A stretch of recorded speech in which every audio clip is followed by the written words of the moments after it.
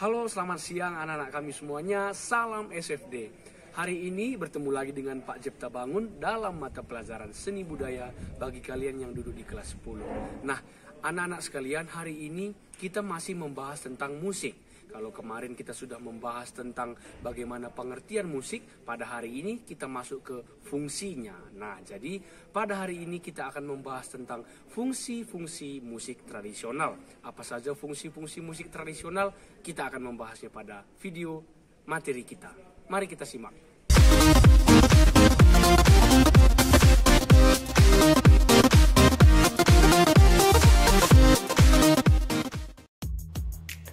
Baik anak-anak sekalian, sekarang kita sudah masuk ke dalam video materi kita pada hari ini.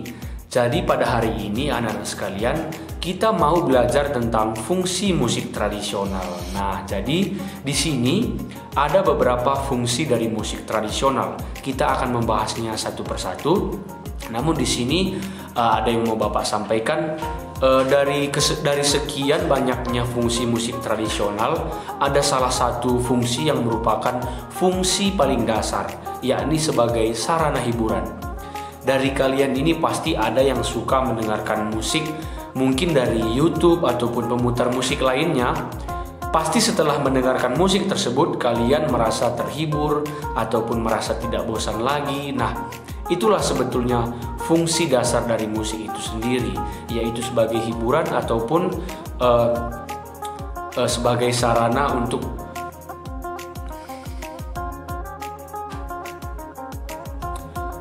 itulah fungsi utama ataupun fungsi dasar yang sebetulnya dari musik itu sendiri, yaitu sebagai sarana hiburan. Nah, jadi di sini coba kita lihat.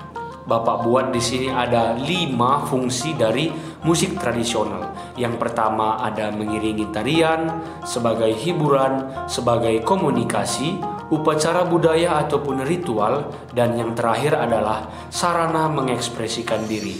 Nah, jadi di sini akan kita bahas satu persatu ya, tanpa berlama-lama. Kita langsung masuk ke poin yang pertama tadi, yaitu mengiringi tarian.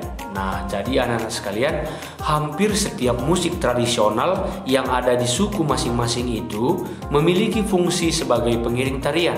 Ini merupakan salah satu fungsi yang paling umum dari musik tradisional. Nah, karena anak-anak sekalian tentu saja adanya kolaborasi antara musik dan tari ini sudah sangat biasa kita jumpai pada kesenian-kesenian setiap etnis. Nah, di dalam kolaborasi musik dan tarian ini tentu saja masyarakat dapat merasa terhibur ataupun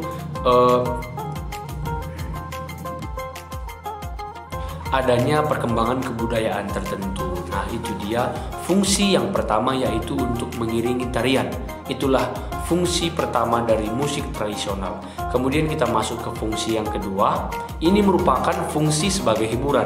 Musik tradisional berfungsi sebagai hiburan. Nah, kalau kalian lihat pada contoh gambar yang Bapak buat di slide ini, ada seorang anak yang sembari dia menggembalakan ternaknya, dia memainkan alat musiknya. Di sini adalah suling. Nah, jadi fungsi utama dari musik seperti di awal sudah Bapak ceritakan tadi merupakan sebagai hiburan. Karena melalui musik ini kita bisa mengisi waktu luang kita ataupun memang sudah kebutuhan kita untuk bermain musik sebagai hiburan kita juga. Nah, itu dia fungsi dari musik tradisional sebagai hiburan. Oke, kita akan masuk ke fungsi yang nomor 3. Coba kita lihat. Sebagai komunikasi. Di sini lagi-lagi Bapak membuat contoh gambar, akan Bapak ceritakan sedikit tentang gambar yang ada pada slide ini. Nah, judulnya adalah sebagai komunikasi. Kalau kalian perhatikan pada gambar yang Bapak buat ini, ada seorang wanita yang bernyanyi. Dalam masyarakat Karo, seorang yang bernyanyi di sini seperti pada gambar ini, dia disebut dengan perkolong-kolong. Dan yang dia lakukan pada konteks ini disebut dengan pemasu-masun. Pemasu-masun yang biasanya diadakan di jambur ataupun los. Nah, pemasu-masun ini biasanya dia ada di acara pesta perkawinan dan pesta adat kematian. Jadi Apa yang dimaksudkan dengan adanya komunikasi pada perkolong-kolong ini tadi? Jadi ketika si perkolong-kolong ini bernyanyi, misalnya pada acara perkawinan, dia menyampaikan melalui nyanyiannya, menyampaikan adanya nasihat-nasihat, petuah-petuah, dan saran-saran ataupun pepatah-pepatah yang menjadi penyemangat bagi suatu keluarga yang baru menikah, bagi pasangan yang baru menikah. Itu yang dia komunikasikan melalui nyanyian tradisional. Nah, itulah dia maksudnya dari musik sebagai komunikasi tadi. Kemudian kalau dia di pesta adat kematian, biasanya perkolong-kolong ini bernyanyi, melakukan pemasun-masun, dan yang dia sampaikan adalah tentang bagaimana dulunya yang meninggal itu hidup, tentang kebaikannya, tentang bagaimana kesedihan keluarga yang ditinggalkannya, tentang harapan keluarga yang ditinggalkan supaya sehat-sehat dan semakin diberikan ketabahan. Nah, itulah yang disampaikan melalui nyanyiannya. Jadi di sini ini merupakan salah satu contoh kecil anak-anak sekalian dari musik tradisional yang berfungsi sebagai komunikasi. Yang Bapak buat contohnya di sini tadi adalah pemasun-masun pada etnis Karo. Oke? Itu dia untuk fungsi yang nomor 3 ini.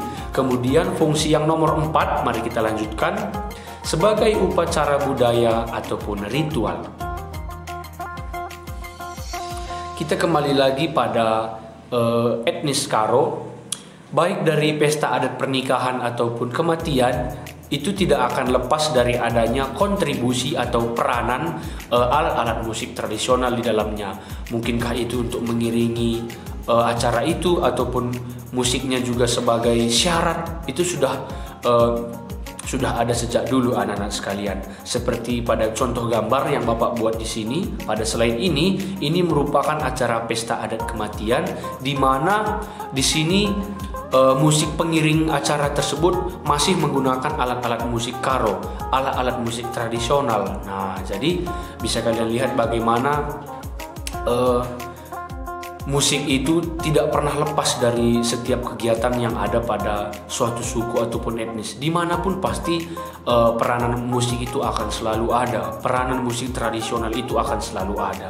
Nah, itulah yang dimaksud dengan judul nomor 4 ini, yaitu musik tradisional yang berfungsi sebagai upacara budaya ataupun ritual.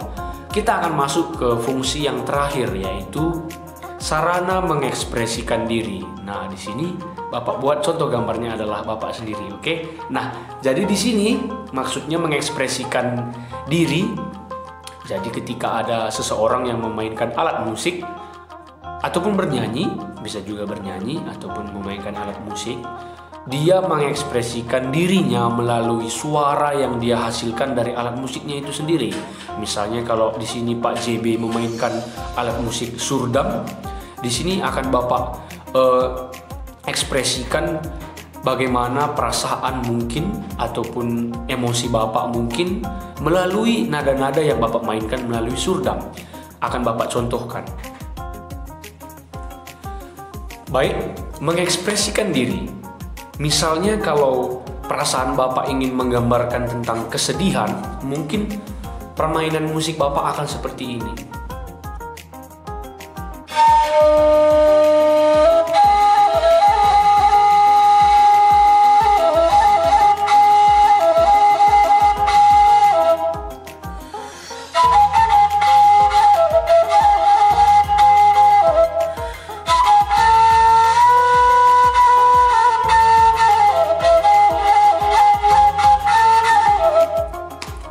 Perasaan sedih itu tadi tergambarkan melalui permainan musiknya.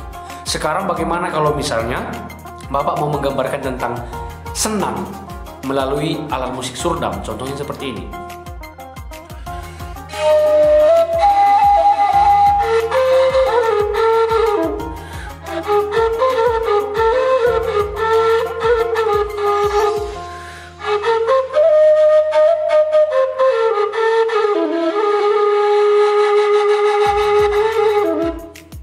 Pasti ada perbedaannya kan? Nah, jadi begitulah yang dimaksudkan dengan mengekspresikan diri melalui musik tradisional anak-anak sekalian. Adanya penggambaran melalui suara-suara yang dikeluarkan oleh alat-alat musik. Nah, itu dia tentang fungsi-fungsi dari musik tradisional. Sudah kita bahas tadi satu persatu. Tadi ada 5 ya. Jadi di sini akan Bapak sampaikan apa tugas kalian. Coba diperhatikannya. Nah, jadi tugas kalian itu anak-anak sekalian, coba kalian jelaskan kembali apa yang dimaksud dengan kelima fungsi musik tradisional yang sudah Bapak jelaskan tadi. Mulai dari mengiringi tarian, sebagai hiburan, sebagai komunikasi, upacara budaya atau ritual, dan sarana mengekspresikan diri. Jadi kalian jelaskan ulang kembali apa yang dimaksud dengan kelima fungsi itu tadi. Oke, nah itulah tugas kalian ya anak-anak sekalian. Jadi materi kita pada hari ini sampai di sini saja. Bapak harap kalian dapat mengerti dan coba dikerjakan tugasnya dengan sebaik mungkin. Nah, kita akan bertemu lagi pada materi kita minggu depan. Jadi terima kasih atas perhatian kalian semuanya. Tetap semangat, jaga kesehatan. Terima kasih atas perhatiannya dan salam SFD.